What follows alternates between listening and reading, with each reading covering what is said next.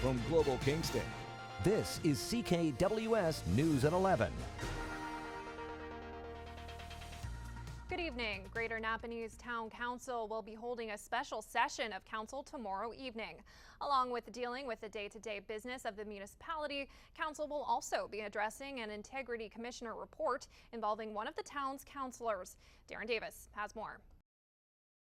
It was comments by Councillor Michael Shank during the May 23rd Napanee Town Council meeting that drew a complaint from a town employee. Shank named the employee while referring to an alleged toxic environment between the town's downtown merchants and municipal staff. It's not a toxic environment anymore down there. It launched an investigation by Integrity Commissioner Laura Dean with Aird and Burles LLP. In her report to go before Council Tuesday, Dean found that Councillor Shank had contravened 3 sections of the town's code of conduct. First, that a member shall conduct themselves with integrity, courtesy, and respectability at all meetings of the council or any committee. Also, a member shall comply with the town's council and staff relations policy, and a member shall not publicly criticize staff. The Integrity Commissioner also made reference to past incidents where Councillor Shank is alleged to have ridiculed the same town employee, including referring to them sleeping in the council chamber and making a, quote, shooting in the head gesture while the employee was speaking before council. In a phone conversation, Councillor Shank told Global News he did not feel it appropriate to comment on the issue before council had addressed the report. Shank's response to the investigation was included in the report. Shank said his reference to the toxic environment came from a past quote of the town's CAO in a Napanee Beaver article from February earlier this year. Shank also wrote to the Integrity Commissioner that his reference to the town employee sleeping was in relation to his request that ceiling fans be installed in council chambers because the room was hot at the May 23rd meeting. Shank also said the shooting gesture was in relation to himself and it would be political suicide for him in relation to the disposition of a community hall. In her recommendations, Integrity Commissioner Dean found that Councillor Shank's behavior is deserving of a reprimand from council, but a suspension of pay isn't warranted. Darren Davis, Global News, Napanee. The court-martial of a Canadian Armed Forces member accused of assault continued Monday. Private Non Quay is facing 1 charge of assault with a weapon, 2 charges of uttering threats, and 1 charge of fighting a person. The prosecution called 3 witnesses on Monday before closing its case, while the defense called on 2 witnesses, including the accused. The panel is anticipated to deliberate on the verdict later in the week. If Private Non Quay is found guilty of any charge, the trial will move to sentencing. The Hastings Prince Edward Humane Society will not be taking any more animal surrenders as they're currently operating well over capacity. The shelter has taken in 260 animals since June 1st, which is a large increase from its average intake. Other shelters in the area that would normally take their overflow are also at capacity themselves. The Humane Society says inflation, lack of affordable housing, and high vet bills are creating a perfect storm, leading to this surge in animal surrenders. We usually never get the full story from people who are having to surrender their animals, and it is a variety of reasons.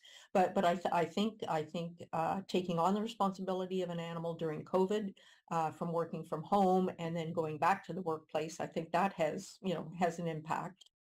Millions of Canadians take having enough food on the table for granted, but millions of others struggle to make that happen. A new report warns of the damaging effects food insecurity can have on children. Nathaniel Dove has the details.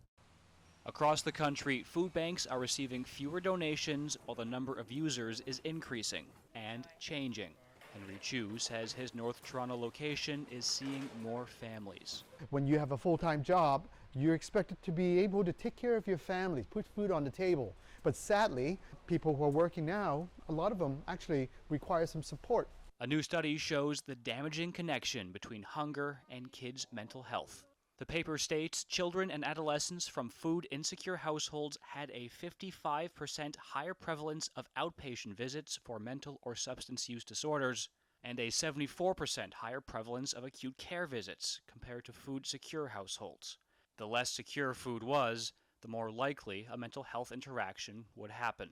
The author warns a child not knowing if they'll have enough to eat can have lifelong consequences. We're potentially setting these children on a long-term trajectory that's going to follow them throughout their lifetime. Any solution, she warns, goes beyond donations. A health equity advocate says there's a moral imperative to get it right. When we're looking at millions of Canadians without access to primary care, without access to mental health specialists, especially for children and adolescents. And so it's really compounding this problem with long-standing impacts and effects. The solution, they say, is policy change to help with inflation, salaries, housing. Chu agrees, but is worried.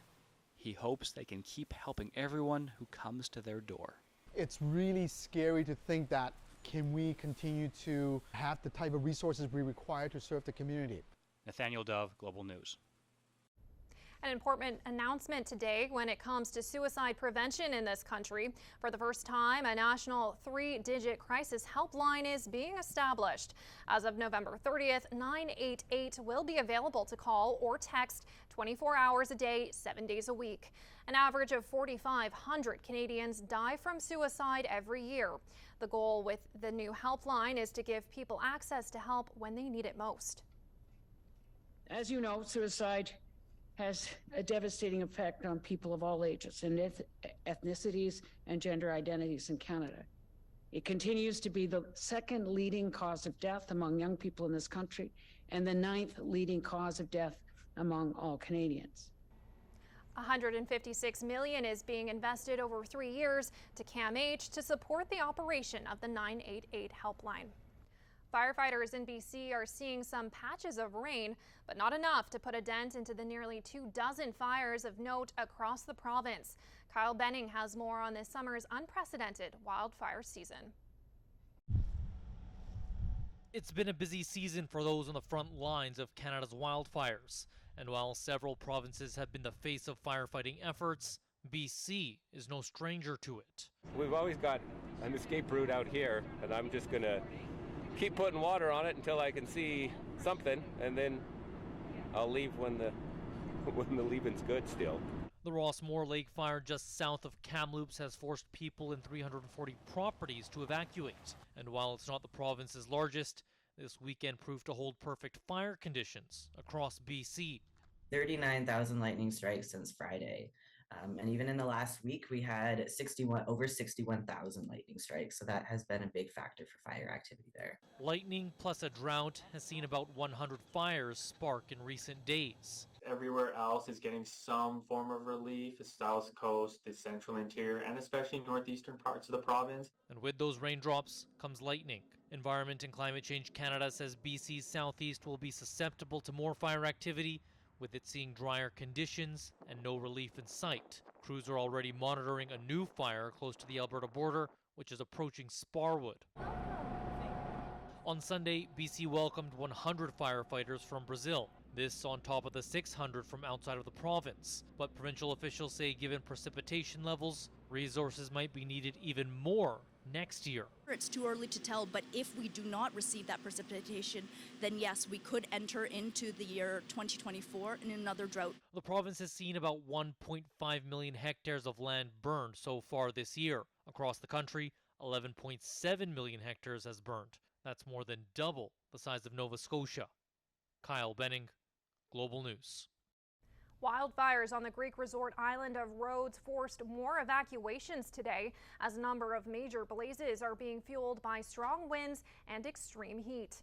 19,000 people, mostly tourists, were moved from the fire zone over the weekend as flames from the mountains moved into coastal areas.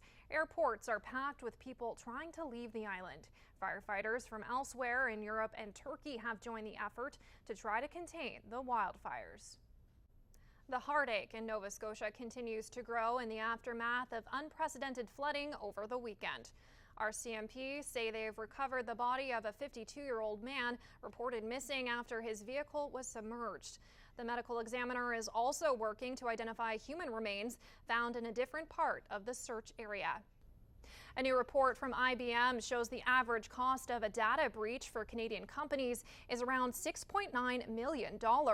This comes after Indigo, Sobeys, Suncor Energy, and Toronto's Hospital for Sick Children all became victims of cybercrime in the past year. The report indicates a slight drop from last year's average, just over $7 million, but is still the second highest since IBM started recording the financial costs of cybercrime. The top Canadian targets for breaches are the financial services sector and the energy sector, as criminals hope they'll pay a ransom quickly to get systems back up.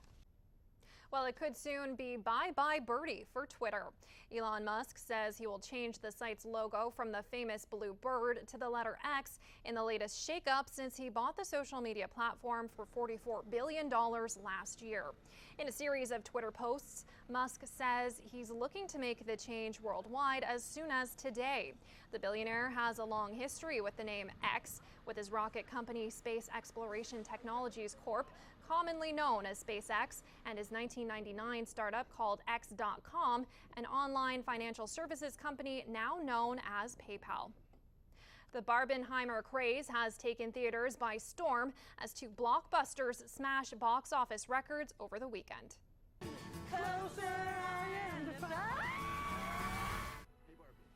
Warner Brothers' Barbie claimed the top spot with a massive $155 million US in ticket sales from North American theaters from over 4,000 locations. It surpassed the Super Mario Brothers movie as the biggest opening of the year and breaking the first weekend record for a film directed by a woman, Greta Gerwig. Universal's Oppenheimer also soared past expectations, taking in $80.5 million from just over 3,600 theaters in the U.S. and Canada. This also marked director Christopher Nolan's biggest non-Batman debut and one of the best ever starts for an R-rated biographical drama.